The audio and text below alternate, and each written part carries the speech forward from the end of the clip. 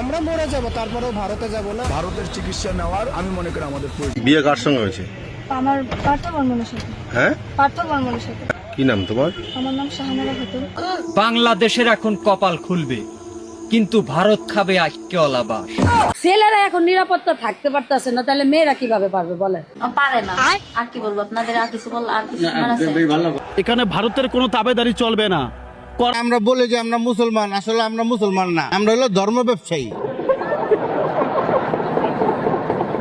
মুখে বলো boycott India, ভারতের দরকার নাই।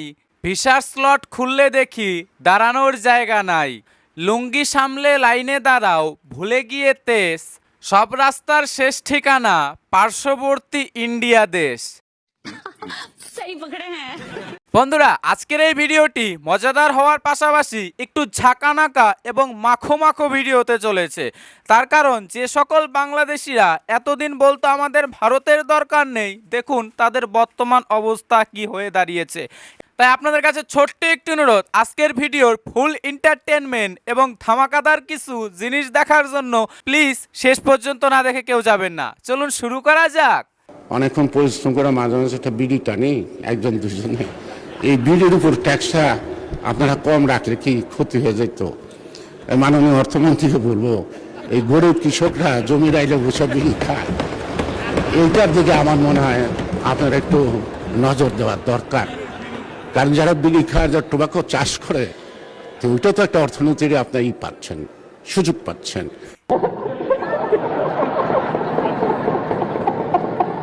বন্ধুরা, এই হচ্ছে বাংলাদেশ এবং ভারতের মধ্যে পার্থক্য। ভারতের পার্লামেন্টে যেখানে বলা হয় দেশকে কি করে এগিয়ে নিয়ে যাওয়া যাবে, দেশে নতুন নতুন কি করে প্রজেক্ট এবং ডেভেলপমেন্ট করা যাবে, আর অন্যদিকে বাংলাদেশের পার্লামেন্টে আলোচনা হয় কি করে বিড়িখোরদের সংখ্যা বাড়ানো যাবে। ভারতীয় দাদারা আমাদেরকে বলে আমরা নাকি লঙ্গি বাহিনী।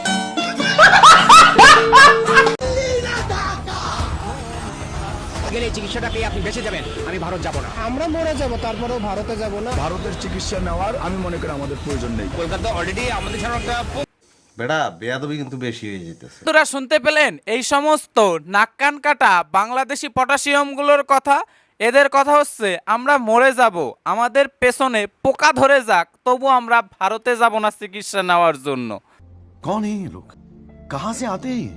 কিন্তু আমি আপনাদের এবার আসল ছবিটা দেখাচ্ছি। দেখুন, এই হচ্ছে বাংলাদেশি লুঙ্গি বাহিনীদের অবস্থা, যেখানে কিনা তারা ভারতের ভিসা পাওয়ার জন্য দীর্ঘ লাইনে দাঁড়িয়ে রয়েছেন এবং লুঙ্গি কাঁচা বেঁধে। সোজা কথায় বলতে গেলে এরা হচ্ছে সেই ধরনের লোক যারা কিনা নিজের থুতু নিজেরাই চেটে খায়। আমরা বলি যে আমরা মুসলমান, আসলে আমরা মুসলমান না, আমরা হলো ধর্ম ব্যবসায়ী। এদেশে বেশিরভাগই ধর্ম ব্যবসায়ী, নামে মুসলমান, এটি কামে সব ধর্ম ব্যবসায়ী।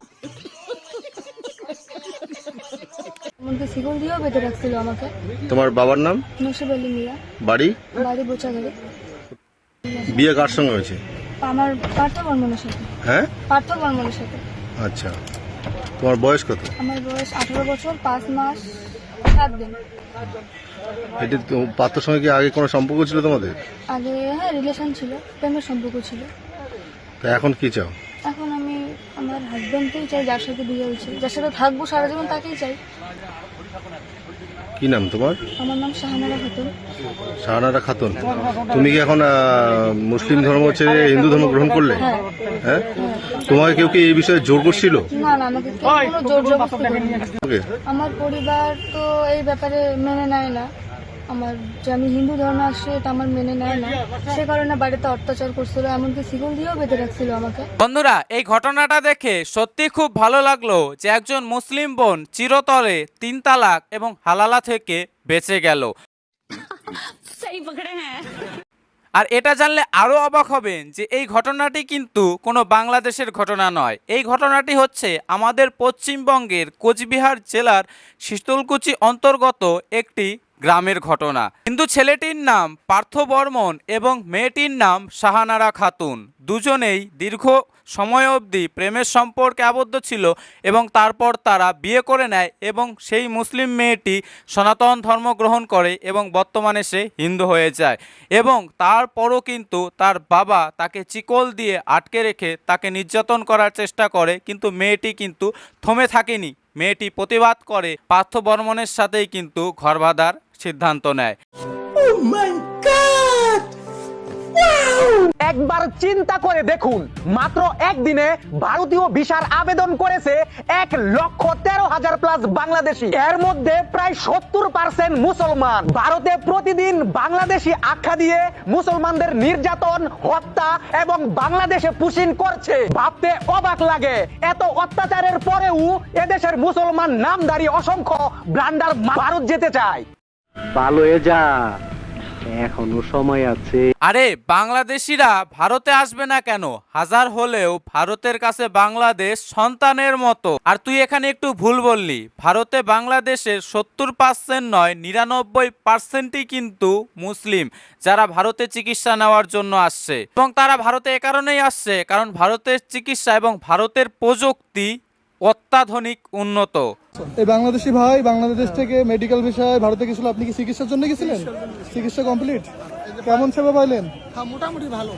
আচ্ছা, বাংলাদেশের থেকে কি ইন্ডিয়ার চিকিৎসা সেবার মান ভালো? অনেক ভালো, অনেক ভালো। 72 ঘন্টার মধ্যে রংপুরের সেই রাম মূর্তির সবগুলো মালামাল সেখান থেকে সরিয়ে নিতে হবে। এইটা বাংলাদেশ, এখানে ভারতের কোনো তাবেদারি চলবে না। কড়া হুঁশিয়ারি দিয়েছেন সেনা প্রধান। সেলুট সেনা প্রধানকে।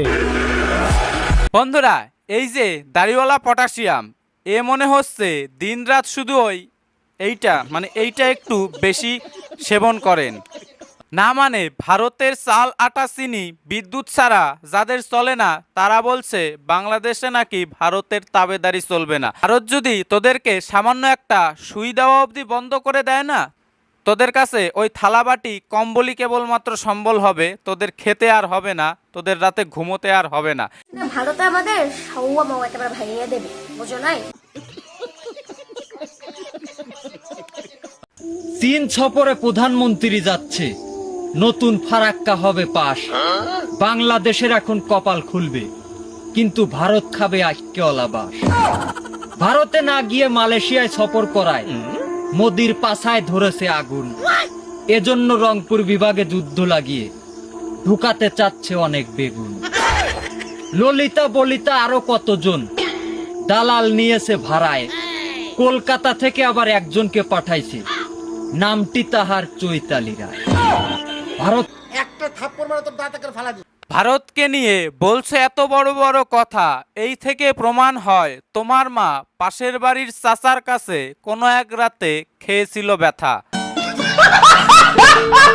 তাই তো তোমার জন্ম হয়েছিল খালে নয়তো বিলে। সুযোগ পেলেই ভারত বিরোধিতা করতে আসো, এই থেকে প্রমাণ হয় তোমরা নিজেদের পেছনেই নিজেরা বাস দাও ঠিক করে পেলে।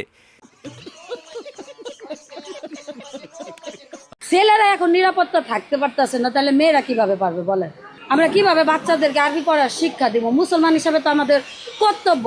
আমার টিচার আমাকে ডাকতেই পারে, গেছে ওরে 500 টাকা দিয়া খারাপ অভার দিস।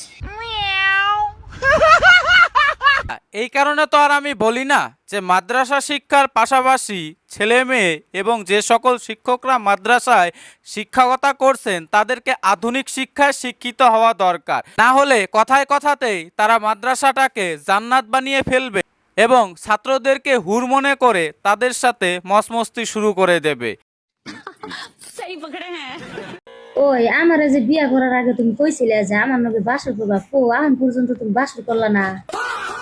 আরে আজকে রাইতে তোমার নগে যেটা করলাম এটা একটু বাসর কয়। এ ইন্না রে বাসর কয়, ইন্না নু বিয়ার আগে কত করছি আমি আমার খালাতো ফুয়াতো ভাইয়ের নগে। আরে দেখুন তো মশাই কি জ্বালা, আপনি যে খেলাটা তার সাথে আজকে খেললেন, এই খেলা তো সে অনেক আগে থেকেই তার আব্বা, চাচা, খালাতো ভাই, মামাতো ভাই এবং পিসাতো ভাইদের সাথে খেলে আসছে। এটা তার কাছে আবার নতুন কি খেলা হলো? এই খেলা তো সে বহুদিন আগে থেকেই খেলে আসছে। মালুম না। পারে না। আর কি বলবো আপনাদের, আর কিছু বল, আর কিছু ভালো বুঝছি না, শারীরিক ভাবে কমই তো। ও আমার মানসিক শারীরিক কোনোভাবেই শান্তি দেয়। সাইরা যেহেতু যাবা তুমি, কারণটা তুমি অন্য কিছু দেখাইতা।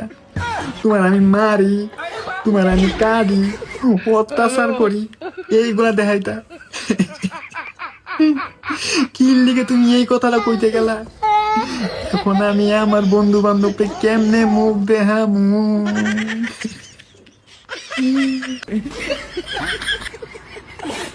বন্ধুরা, বাংলাদেশি এই সমস্ত বোরখাওয়ালি মেয়েদের আর কিছু থাক বা না থাক, তাদের যে যৌবনের চাহিদা সেটা প্রবল।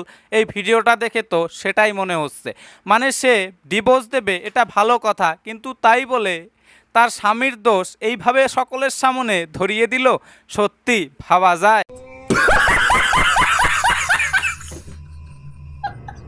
তো যাই হোক বন্ধুরা, আজকের এই ভিডিওটা এখানেই শেষ করছি। আশা করি আজকের এই ভিডিওটি সম্পূর্ণ আপনাদের ভালো লেগেছে, এবং যদি ভালো লেগে থাকে তাহলে অবশ্যই ভিডিওতে লাইক দিতে ভুলবেন না, এবং পারলে অতি অবশ্যই এই ভিডিওটি কিন্তু প্লিজ একটু শেয়ার করে দেওয়ার চেষ্টা করবেন। ধন্যবাদ, ভালো থাকবেন, দেখা হচ্ছে পরবর্তী ভিডিওতে।